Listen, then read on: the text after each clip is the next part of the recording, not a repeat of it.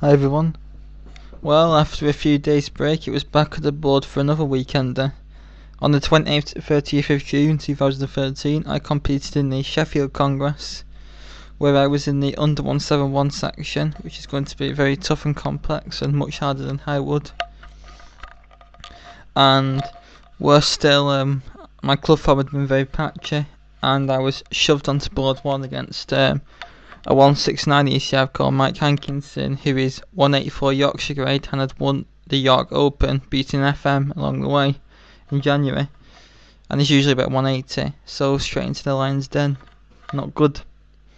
I did have WhiteElo to make up for it, sort of, and we got I played E4 and he played Sicilian and he played the Dragon variation, which is characterised by this Re3 Kh4 the dark squad bishop. So I played the Yugoslav attack, and then I played you got 3 moves here, you got bishop c4, you got g4, and you've got castle's queenside. The disadvantage of castle's queenside usually is that it allows black to play d5, but he played a different line. He played knight takes d4, bishop takes d4, and bishop e6, which was a bit confusing and took me out of books, because I've only really considered knight d5. Have a quick look at that. Brandon did a video on 9d5 and you usually take it. So knight takes d5, we got knight takes c6, b takes c6. You play bishop d4 because taking his pawns can be a bit dubious, because they play queen c7, and if you grab the rook, you play bishop f5 and after takes. White has to be very careful with these 2 raking bishops pointed at the king.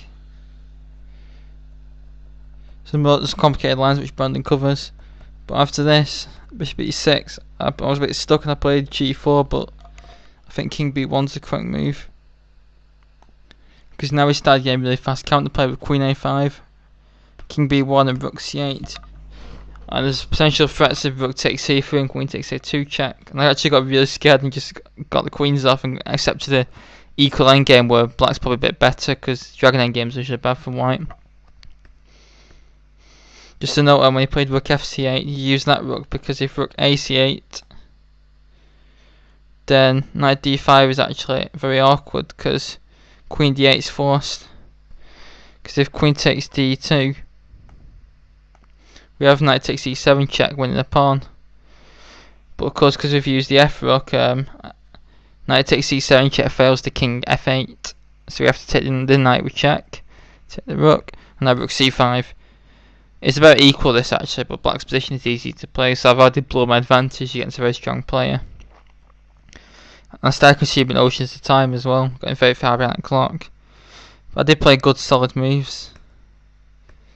Now h5 aiming to chip away at my king side, so I played h3, rook h8, trying to threatening h takes g4 when I take back king take with the bishop and my pawn's pinned, so I moved the rook back to d1 to protect that, and he played bishop c4. Threatening bishop e2, winning on my pawns, so I played d1. Then went back to e6, I thought maybe he wants a quick draw. No fat chance. King f6. Now I thought I was in big trouble next, he's going to bring his king on down to e5 and f4. So I actually played bishop b3, and he surprised he didn't play bishop takes b3, now doubling my pawns. Whoops. Takes. And then maybe king e5, b4, rook c4. This has got to be a bit better for black, this. But he took on g4, so I used the moment to actually insert this in between me to find the double pawns. And I think now I'm fine again. Took my rook, I played d5. I thought I should be able to hold this endgame, so rook and pawn and then about equal. Maybe black's a bit better because he's advanced king, but after I take, rook takes, king c2, bringing my king in, king f6. Rook h8, getting the rook active because we know in the rook endings activity is key. Should be comfortable draw this, e6. Rook c8, trying to get some counter play, so he's starting with rook d7. I played rook c4. Around this point I offered a draw, but I can't remember the exact move, it was move 30 something. And he fought for a while and then declined it. Because of course he was trying to win this section, clearly if he won an open. So taking the draw against a 150 in round 1 is not good. So I played c4. Now, yeah, I'm starting to mess up now actually. After king g3, I'm a bit lucky now I played rook e3, and I'm really surprised I didn't just play rook d4. And I thought if I played b3, he's got rook f4. But actually, I can play rook d3, and after rook takes f3, rook d7. Actually, wins the pawn back. So actually, king f4 maybe was the best move by him. I played rook c3, e5. So black's plan to win this game is to play e4 and break up my own pawns, and then hopefully win with a passed pawn on king's side before I can get my queenside pawn majority going. So I decided to get something going and played c5. Played rook d4. And I was very stuck now. I played rook b3. So the point is, I'm hopefully going to try and win b7. So I actually went back to d7. I repeated, and he played e4, breaking up a pawn structure. I took, and he played king takes g4. And this was a time control move. I had a couple of minutes left, and he had over 20. But then I spent ages on this next move. I spent about half my time with the quick play finish. So after this move, I had 10 minutes left of the whole game against about 40, which is not very good. And the point is, I played rook c4, so actually it's not a very good move to what I played. I looked at rook d3. That's the move I want to play, but I thought king pawn and game's lost. So let's have a look. Rook takes d3, king takes d3, king f3. I've got to play b4. I'm toast. g5, b5, g4, c6. So I go with the queen first. So actually, I queen first and have the better chances. But black can improve on that. After b4, I can play king f4. This is actually why I didn't play it, because I thought his king gets back into the square in time. But I can play king d4. And now, g5, b5. No, king d3 is the key. If I carry on with c6, I get toasted, because this pawn queen will check.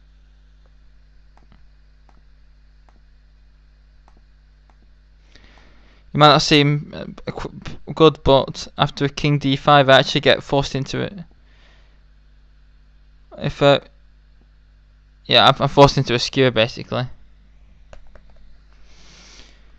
So I've got to play king d3 to get out of any checks and get close to his pawn. And he has to play king e5, king e3, f5, takes, then b6, take, king e5. So black's winning, but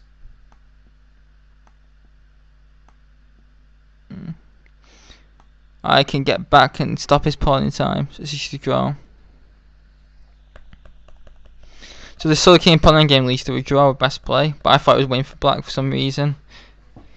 On that side, I didn't play rook d3, and I spent a lot of time calculating that. But I played rook c4, opting to get the rook on, which is not good, because it goes g5.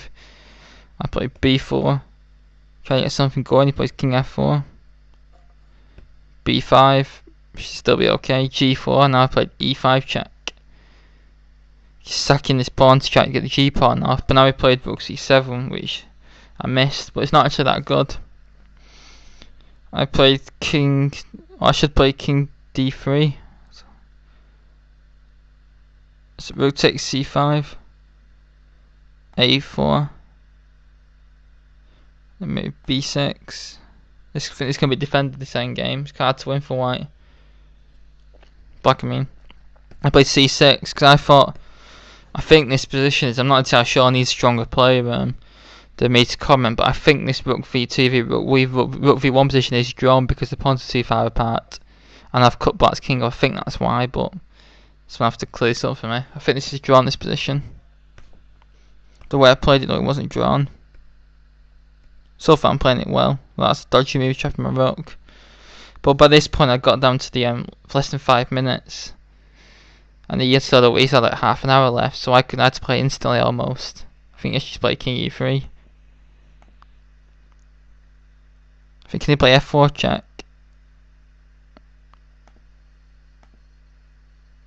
Oh yeah, this is a draw. I can attack his rook. So we can't play f4 check.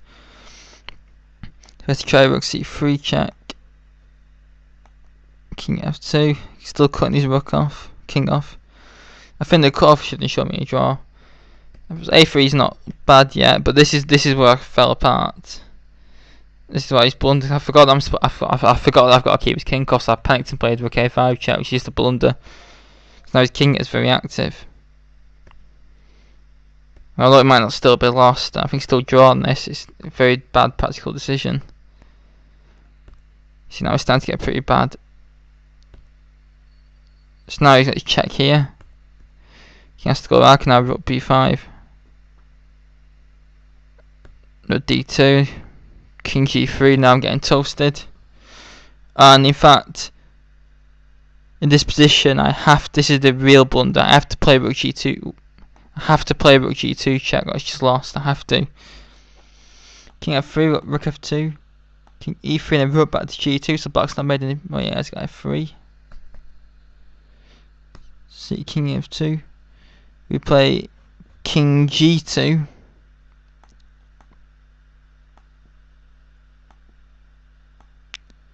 Maybe black's holding. We're still at rook b5, so it still was lost. c2. Can black make any progress? I think with the a pawn's gone, I think this is just dead drawn. I think it's a Philidor's defense with a pawn's gone. But with the a pawns, it's still winning chances. Anyway, that had to be played to try and get a draw, but I played rook d1, which loses instantly. This is, yeah, I'm toast now. b2 and then rook h2 is the final move at game because I can't stop the threats. Now force mate. Shame, I should have drawn that endgame against a very strong player. Ending my 13 Congress unbeaten run. I was unbeaten at both Hayward and Halifax, and also at Bolton as well. I didn't lose the last 3 games, so it ended my unbeaten run, which is a bit of a shame. But I'm not going to play anyone as strong this in the major again for a long time, and I had still confidence ready to hack people the next day. I hope you enjoyed this video and endgame. I found it very instructive, and please leave any comments and thoughts. Thanks very much.